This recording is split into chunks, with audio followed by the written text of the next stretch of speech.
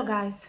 Today Ukraine marks the Day of Dignity and Freedom and also the 10th anniversary of EuroMaidan, also known as the Revolution of Dignity. Freedom and dignity, values extremely important for Ukrainian society, but are also seen as a threat to Russian population and especially Putin. A free, strong, developing democratic country next to the dying Russian Empire is something Putin does not need and does not want. And actually his fear of a revolution, of the change of his regime, is one of the reasons of the full-scale war that he started back in 2014 actually. My name is Anna and I vlog daily from Ukraine since the start of the brutal Russian invasion. So if you're new to the channel, you support Ukraine, please subscribe and help us fight informational war. And my longtime friends, check your subscription status and hit notification button.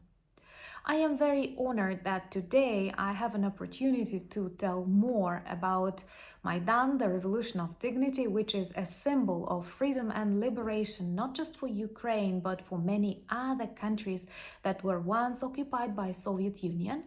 But Maidan is also seen as the greatest threat by Putin's regime, and that's why he spends billions of dollars to demonstrate that this was a coup, that this was something totally chaotic, planned by the US or something else. And my task as an ordinary Ukrainian is to provide you with my experiences, my observations, and most importantly, my conclusions, which once again prove democratic world has to stand united against authoritarian regimes, and they are very much afraid of democracy, often comparing it to the epidemic and a wave of liberating revolutions like in Moldova, in Georgia, not only in Ukraine, and even protests back in 2020 in Belarus, they describe as bloody coups or something else. Why?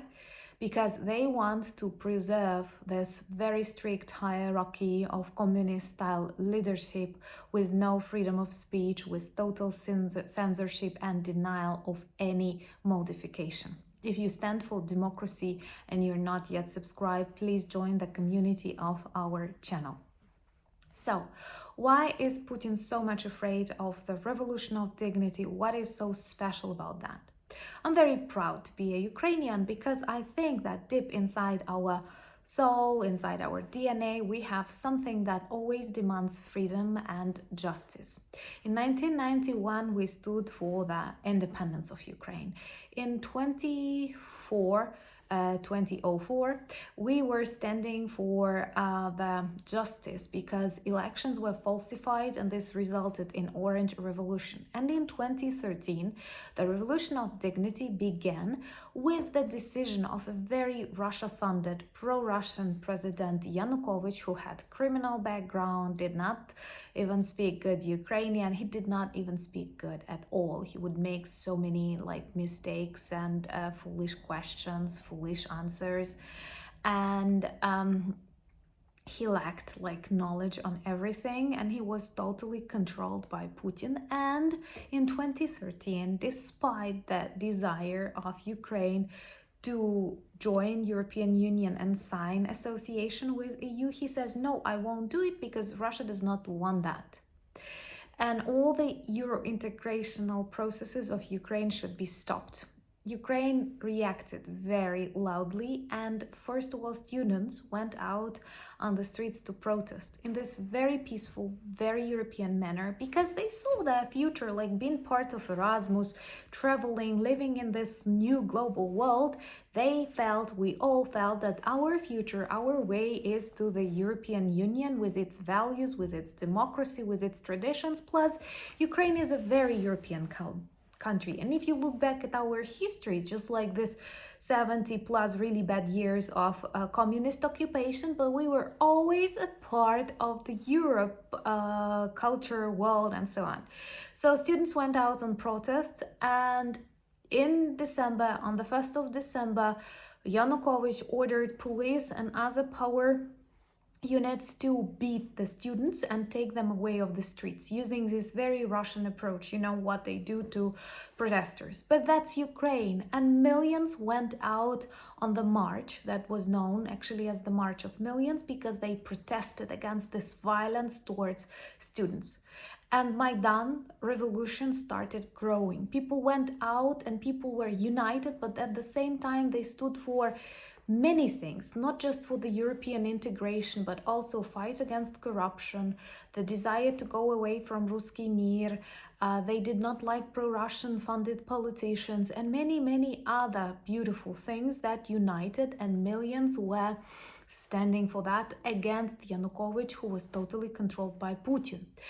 A very important reminder that many people forget or don't even know about. The head of Ukrainian SBU, the Minister of Defense, and the Minister of Police, I don't know, Internal Defense, or how do you call it? These three vital power positions were occupied by Russian citizens. Can you imagine that in times of Maidan, the Minister of Defense of Ukraine is a Russian citizen?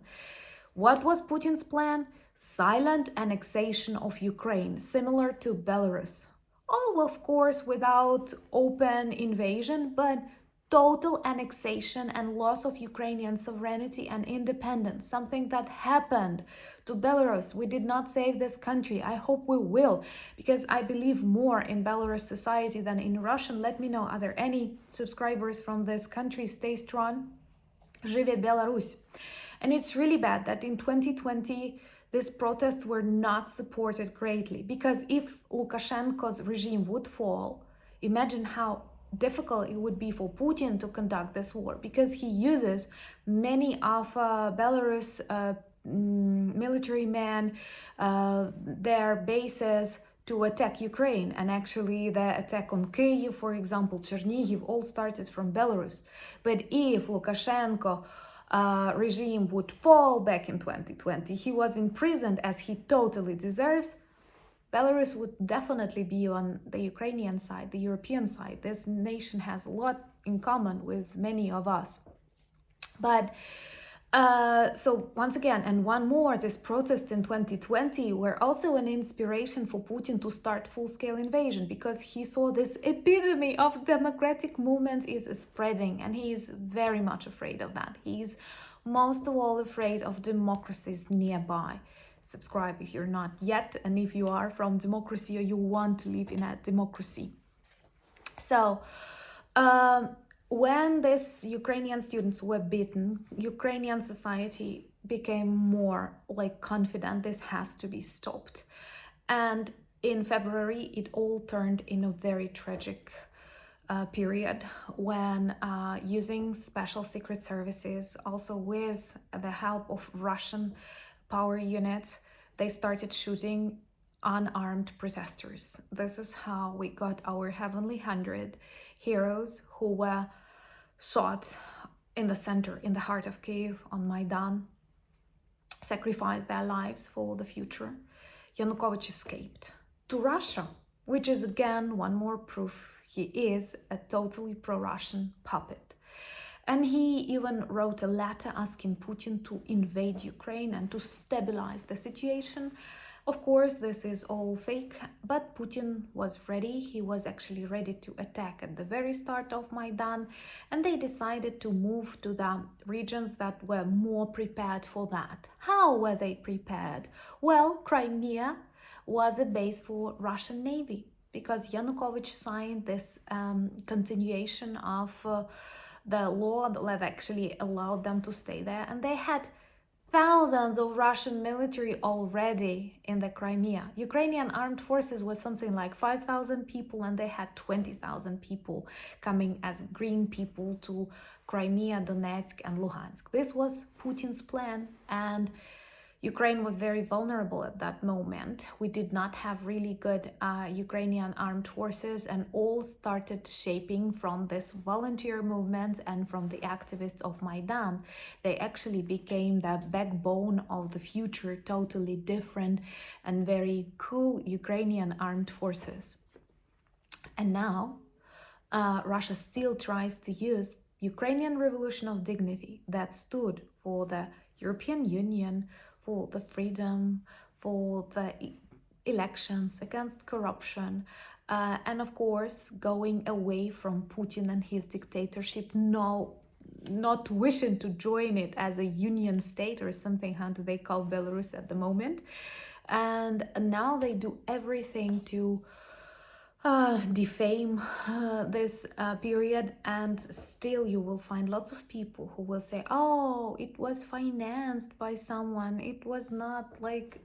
No, believe me, I have seen it on my own experience. I've seen it in my own city. I've seen it in Kyiv. I've seen my students who could not accept this kind of disrespect, who did not want to see Putin as their leader. Come on, would you like to see that?